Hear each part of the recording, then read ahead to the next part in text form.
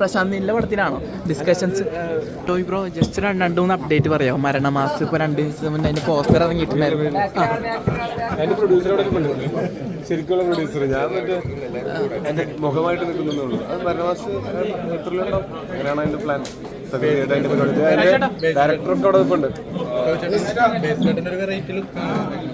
ഭയങ്കര രസമായിട്ട് ചെയ്തിട്ടുണ്ട്. ഞാൻ അതിന്റെ കുറെ വിഷ്വൽസ് കണ്ടു. ബേസിലിന്റെ കലക്കൽ പെർഫോമൻസ് ആയിരിക്കും ഞാൻ മാത്രമല്ല രാജേഷ് മാധവന്റെ ആണെങ്കിലും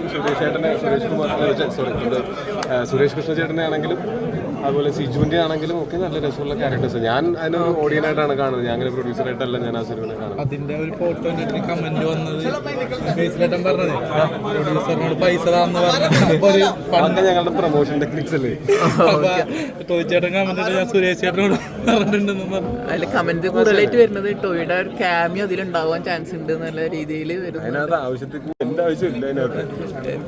പിന്നെ അവസാനമായിട്ട് അന്യഭാഷം ചെയ്തത് മാരി 2 ആണെന്ന് വിചാരിക്കുന്നു. അതിനുശേഷം ഇപ്പോൾ ഒരു പടത്തിന് സൈൻ ചെയ്തിട്ടുണ്ട് റൂമേഴ്സ് വരുന്നുണ്ട്. പ്രശാന്ത് ചെയ്തിട്ടില്ല.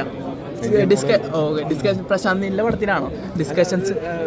അങ്ങനത്തെ ഒരു അനൗൺസ്മെന്റിനുള്ള ഒരു സാഹചര്യത്തിലൊന്നും ആയിട്ടില്ല. അത് കാരണം കൊണ്ട് ഞാനത് എനിക്ക് അതിനെപ്പറ്റി പറയാനായിട്ട് അതിനുള്ള അനൗൺസ്മെന്റിന്റെ ഇതിലൊക്കെ കഴിഞ്ഞിട്ട് നമുക്ക് പറയാൻ പറ്റും.